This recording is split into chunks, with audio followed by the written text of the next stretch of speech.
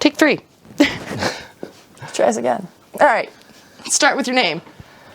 Hi, my name's Mike. I've lived in a small town in Kentucky for 13 years now.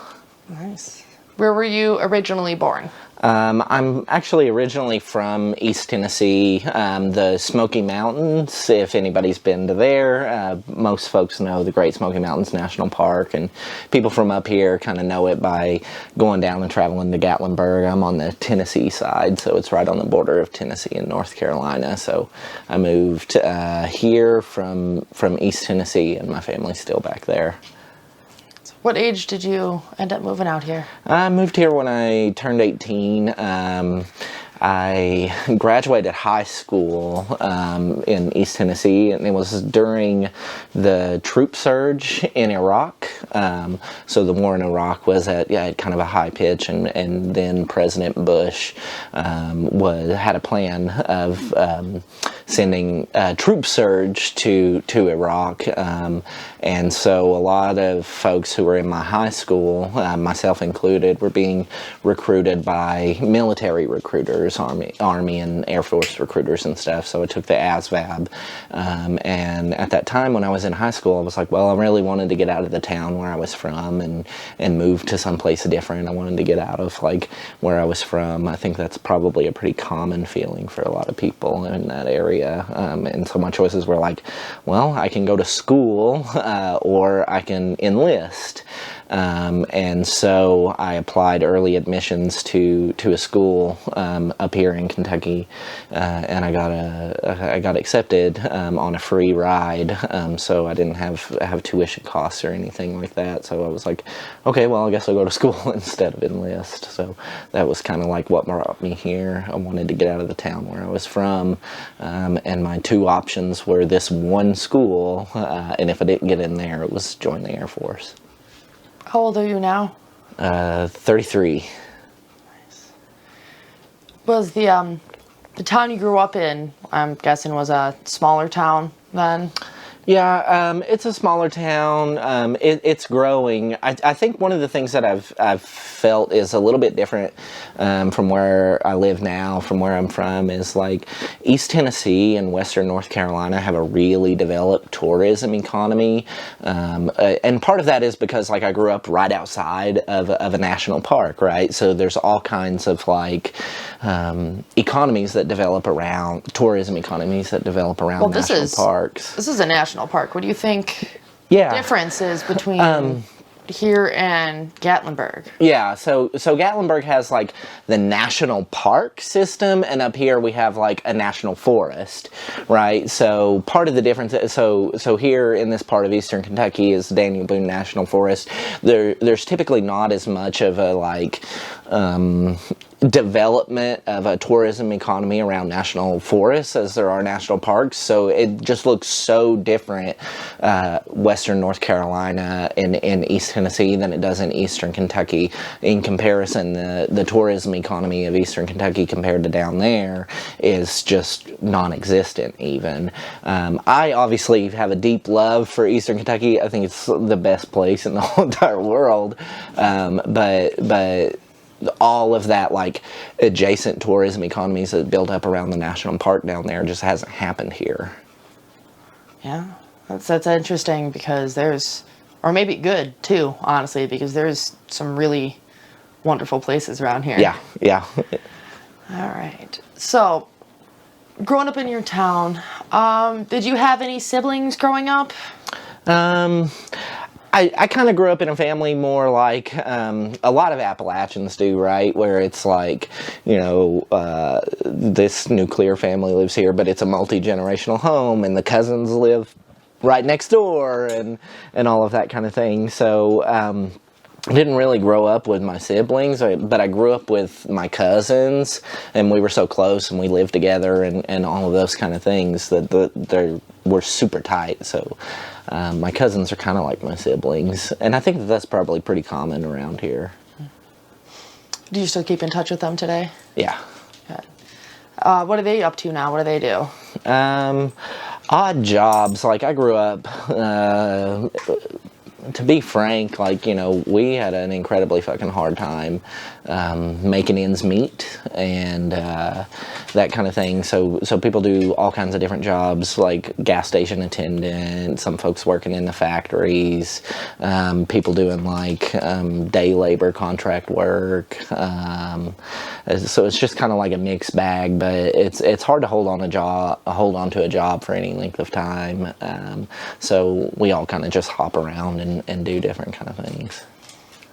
What did your parents do for livelihood while growing up? Well, my dad, I didn't really live with my dad, but he did carpentry. He was a security guard. He did odd jobs. He just kind of like hustled to do whatever he could to kind of bring in some money. But he died when I was pretty young, and my mom is significantly disabled, so she used to work like restaurants, gas stations, that kind of thing, but when I was pretty young, she became disabled and wasn't able to work anymore. Did you continue to live with her after that, or? Yeah, I lived with my mom and my mama. We around where I'm from, we call our grandmothers mama. So I was raised by my mom and my mama. Did you have a particular field you wanted to study, or did you just come up here with? I was a little loose on it. I kind of wanted to be a librarian, and I was like, okay, well, I want to go to school and get a degree, and I like to be a librarian. I think the libraries are really important anchors for a community, and honestly, without the public library where I grew up, I wouldn't have been able to really do anything or even get into college or anything like that, because we didn't have a computer or anything like that, and I didn't know how to type, so I'd have to go to the public library where I was from and like befriend the librarians, be like, please let me use this computer, I have my homework. And I know it's like you say you can use it for an hour and then you have to get off, but I'm like, I'm still working on my homework, don't kick me off. And they were like, the librarians really kind of like took me under their wing and like really supported me and helped me do my homework and that kind of thing. So I had such a good experience with the library when I was growing up. That was started out like when I was like going into school. It was something that I kind of wanted to do. What did you end up following through with? So when I was in school and after school, I did all kinds of odd jobs. I've laid tile. I've been a landscaper. I've been a short order cook. I was long-term unemployed, so when I graduated college was right in the middle of the housing crisis, right? So the economy was completely in the toilet. So like I got out of college, I had a degree, but there wasn't any fucking jobs. So I had no idea what to do, so I just hustled. Ended up working in a library for a little bit, so that was pretty cool. What I ended up doing is getting into organizing for working families, working people. I was always kind of passionate that like working people and working families kind of make the world go around, right? We do the work that needs done, and it's just so hard working paycheck to paycheck, but there's no reason that it has to be that way, because we contribute so much, but we're offered next to nothing in terms of like public services or food stamps or like any of these kind of things that like help people get by. They all keep getting chipped away and taken away. So I kind of stumbled my way into organizing because I was a worker and hustling, doing anything that I could to make a paycheck. And to be honest, I was really mad about it. And that anger kind of like started helping me like take action with like my colleagues and coworkers and stuff, because there's no reason why we should be working so hard and so much and making so little in return for that, because of all of the value that we contribute to the companies, that we contribute to our communities. Like, we should be doing better than we are, and the reason that we're not is a very small number of very rich and powerful people kind of gobble all of that up and try and make us fight each other over crumbs. And that just pissed me right off, to be honest, because it's not right. So I started like talking to my other coworkers and stuff like that, and we started pushing back against bosses, against landlords, against big corporations and stuff. And once you start doing that kind of thing, you can, we call it like, oh, you got the bug, right? So you start pushing back and winning better wages, winning better working conditions, all that kind of thing. It's really enlivening, and you're like, oh damn, I want to keep doing this. So kind of found my way as an organizer from being a pissed off worker, and just kept doing it. So is that what you do now today? Is that your main?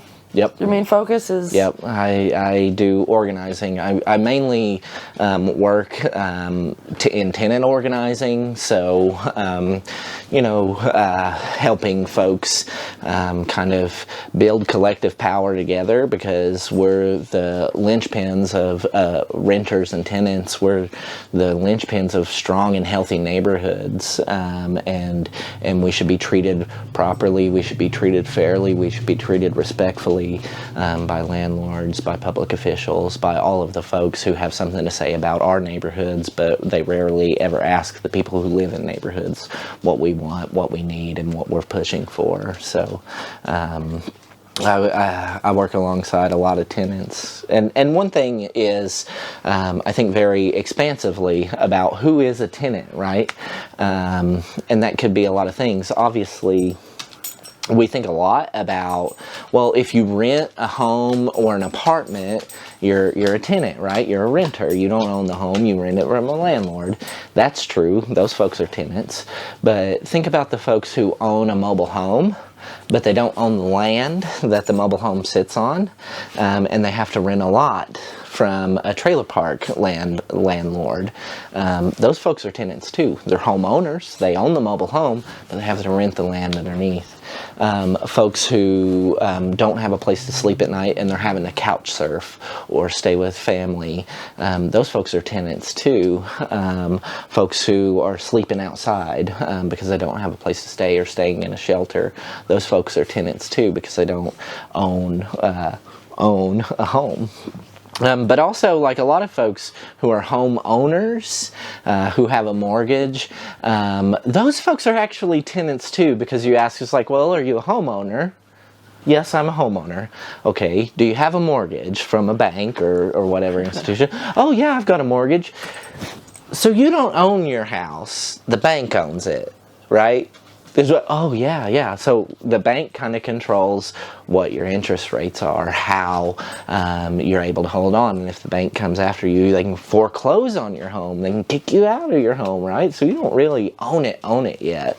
So you're a tenant too. You're a bank tenant. Your landlord's just a bank and not a person. Mm-hmm. So for people that are for the rights of the neighborhoods, the rights of the people in the communities, what do you think is something that would be useful for them to hear, that they could take home, that they could use to start showing a difference in their communities? Yeah, absolutely. I always kind of say the most important thing is to get to know your neighbors.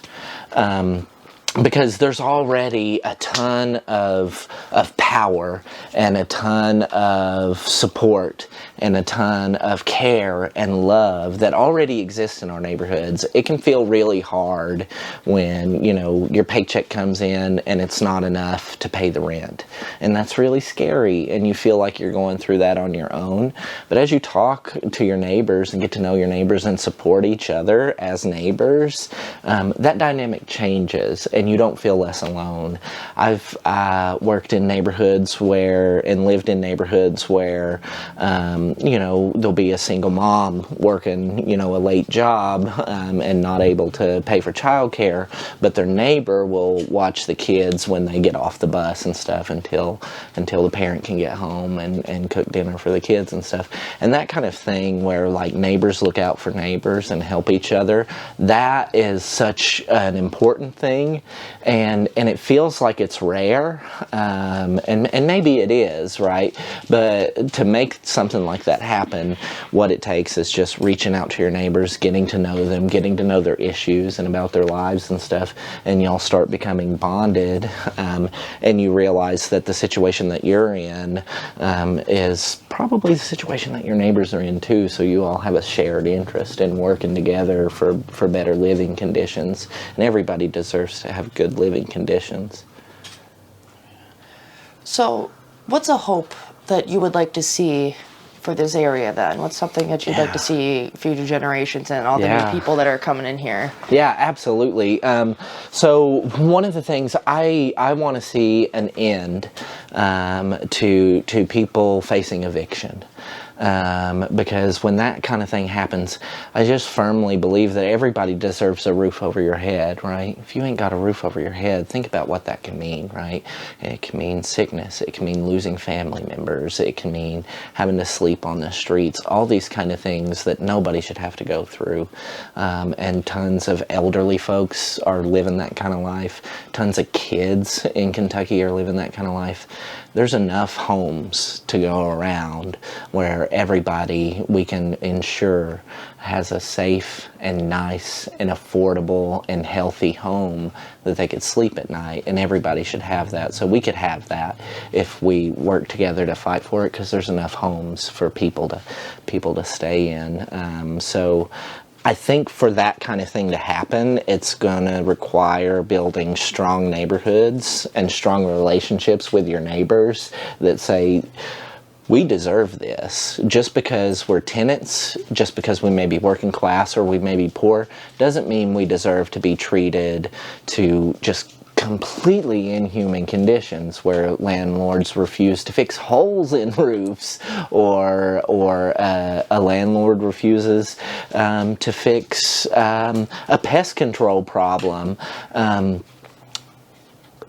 Just because we rent the places that we call home doesn't mean that we should be treated like we're garbage. And for that dynamic to change, it's going to require tenants banding together and joining together and saying, there's enough of this to go around, there's enough money, there's enough homes, there's enough everything to go around, and we're not going to stop pushing back until we win those things where nobody is kicked out of their home ever again. Very nice. All right. And you got any last other things you want to add, or? Yeah, so I guess the one thing that I want to add is like just how much I love Eastern Kentucky, Eastern Kentuckians, my neighbors. I know that there's so much power that I've been able to witness since I moved here, and I think that speaks a lot to like what's the best in Appalachian culture, where we look out for each other when somebody doesn't have food on their table. Neighbors will show up with a meal for those folks, or when somebody is struggling to pay the utilities because the utility bills are so high, that neighbors pitch in and make sure that your heat doesn't get shut off in the winter. And I know that there are folks in other places where that happens too, but it just seems so much connected to who we are as a people, to live the kind of life where you can feel confident that, like, if I'm facing hard times and I don't know how I'm going to get by, I can trust that my neighbors are going to be there for me. And I think that is who we are when we're at our best. That's not to say that our communities don't have challenges or problems or things that we need to work on. That's obviously we fucking do. Every community has things that we got to work on. But I just want folks to know that, like, there's a lot of power and dignity here too to build from, and that should be celebrated. And I celebrate it every day because I witness it so much being here, and working alongside my neighbors, and working across Eastern Kentucky, where I see that, like, we're a powerful people that are capable of anything if we're able to work together. Mm-hmm. Well, awesome. Thank you so much. You want to tell us your name one more time for everyone? I'm Mike, and I've lived in Kentucky for 13 years, and I plan on calling Kentucky home for a very long time. Awesome. Well, thank you so much, Mike. It was really nice talking to you. Yeah, thank you. All right.